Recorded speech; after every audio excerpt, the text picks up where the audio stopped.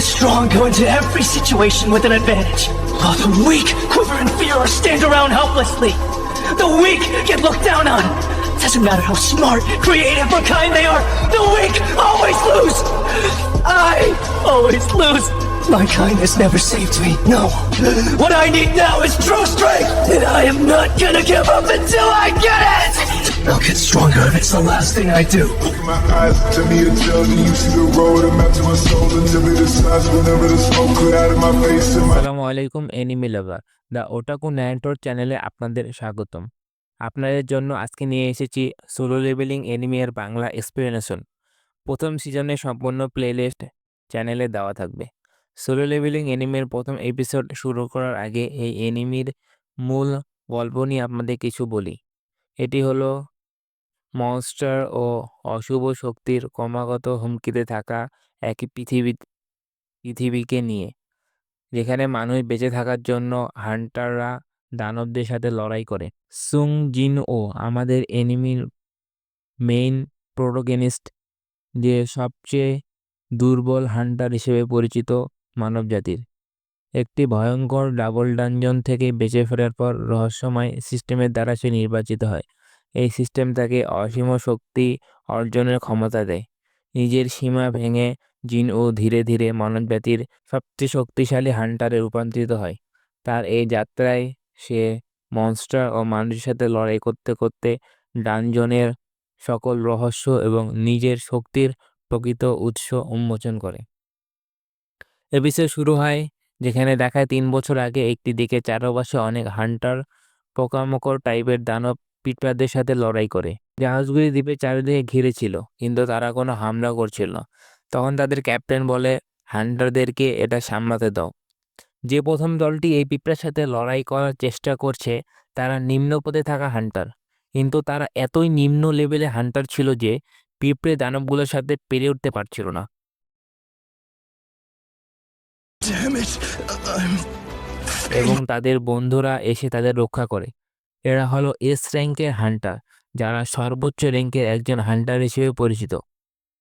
এখানে এস থেকে ই পর্যন্ত র্যাঙ্ক রয়েছে। হান্টার এবং পিঁপড়ার সাথে কয়েকটি দ্রুত দৃশ্যের পর বর্ণনাকারী এই সমস্ত কিভাবে ঘটেছিল সে সম্পর্কে কথা বলে। তাই মোটামুটি 10 বছর আগে এই গেটগুলি খোলা হয়েছিল এবং তাদের মধ্যে ডানজনস দানব অপেক্ষা করছিল। যদি হান্টাররা ভিতরে না গিয়ে দানব এবং সেই ডানজনের বসকে হত্যা না করে, তবে এই গেটগুলি ভেঙে সেই দানবগুলো বেরিয়ে আসবে। এটি দেখানো হয়েছে যে কোনো সাধারণ অস্ত্র বন্দুক এই দানবদের ক্ষতি করতে পারে না। তাই যারা সাধারণ মানুষ, এদের বিরুদ্ধে লড়াই করার কোনো সুযোগই নেই হান্টাররা ছাড়া। এটাও ব্যাখ্যা করা হয়েছে যে একবার একজন হান্টার জাগ্রত হয়ে গেলে তারা আর শক্তিশালী হতে পারে না, নতুন দক্ষতা অর্জন করতে পারে না, তাদের ক্ষমতাকে আরও ভালোভাবে ব্যবহার করে শিখতে পারে। ধরেন, যদি আপনি ডি র্যাঙ্ক হিসেবে জাগ্রত হন, তাহলে আপনি কখনোই সি বা উচ্চতরে যেতে পারবেন না। পরবর্তী দৃশ্যটি 3 বছর পরে কেটে যায়, যেখানে একজন দম্পতি হান্টার, কেন একজন হান্টার অবসরপ্রাপ্ত, তার স্ত্রী গর্ভবতী এবং তার আরও অর্থের প্রয়োজন তা নিয়ে কথোপকথন চলছে।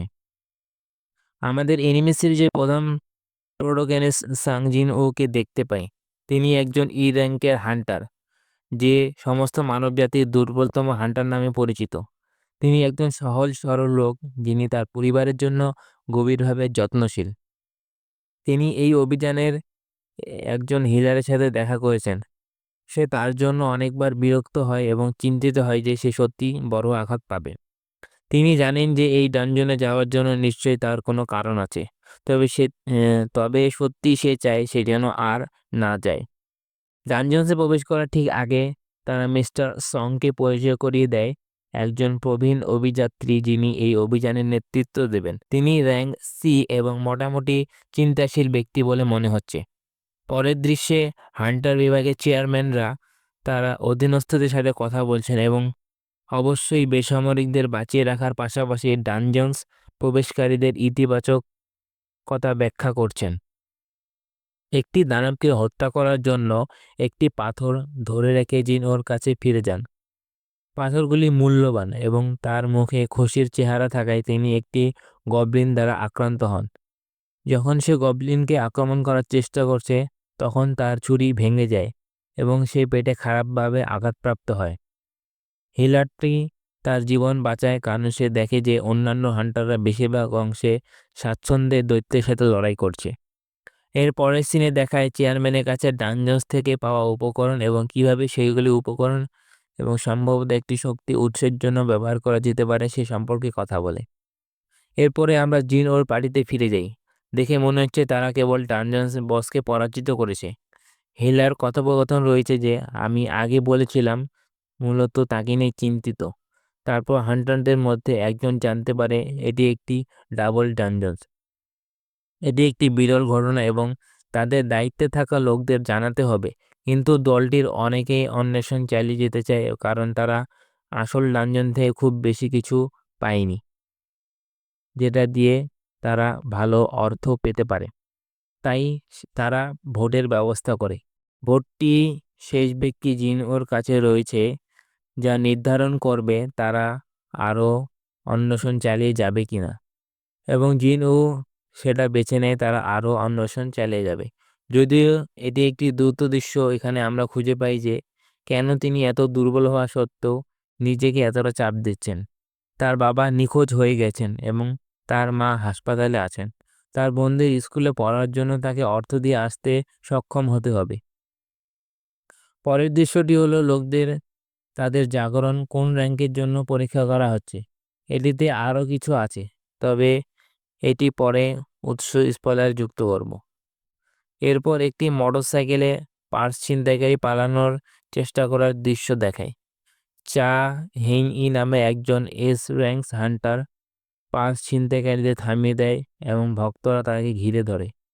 তিনি একটি বিল্ডিংয়ের ওপর একটি অবিশ্বাস্য উচ্চতা লাফিয়ে এক বিল্ডিং থেকে অন্য বিল্ডিংয়ে লাফিয়ে চলে যান।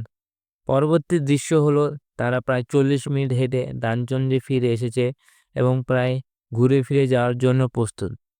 একজন বসকে মারধর করার পর আপনাকে 1 ঘন্টার মধ্যে ডানজন ছেড়ে যেতে হবে, এটা নিয়ম। হিলার জিনোর সাথে বিরক্ত কিন্তু বলে যে সে তাকে ক্ষমা করবে যদি সে তাকে ভালোভাবে বাইরে নিয়ে যায়, এবং তারপর তারা বসের ঘরে চলে আসে। তারা দরজা খুললেই ঘরটিতে নীল শিখায় জ্বলে ওঠে। ঘরটি মূর্তি দিয়ে পূর্ণ এবং সেই ডানজন্সের বসকে তারা খুঁজে পাচ্ছে না।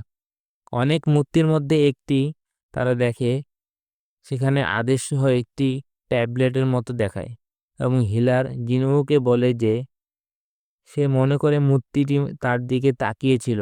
ঠিক তখনই সেই ঘরের দরজা বন্ধ হয়ে যায়। তখন একজন লোক চলে যাওয়ার চেষ্টা করে, মূর্তিগুলো তাকে গুলি করে হত্যা করে ফেলে। জিনু মূর্তিগুলোর মধ্যে একটির সাথে কিছু লক্ষ্য করে সেখানে একটি ফ্ল্যাশব্যাকের শট আছে। অনেকবার সে প্রায় মারা গিয়েছিল, তাই এই বিপদের অনুভূতি দিয়ে এমনভাবে চিৎকার করে সবাইকে নিচে নামানোর জন্য, এবং মূর্তিগুলো চোখ থেকে লেজার ব্যবহার করে আরও বেশি লোককে হত্যা করে। হিলার এটি দেখে মাটিতে পড়ে যায় জ্ঞান হারিয়ে। জিনিও নিজেও খুব ভয় পেয়ে যাচ্ছেন। আজকের এপিসোড এই পর্যন্তই। এই এপিসোডটা নিয়ে যদি আমরা কথা বলি তাহলে এপিসোডের প্রথম পর্বটা খুব ভালোই লেগেছে আমার কাছে। আপনাদের কাছে কেমন লেগেছে অবশ্যই কমেন্টে জানাবেন। আজকের ভিডিও এই পর্যন্তই থাকবে। পরবর্তী ভিডিও এপিসোড 2 অবশ্যই দেখবেন। দ্বিতীয় এপিসোডে আমরা বাকিটা জানতে পারবো। ধন্যবাদ।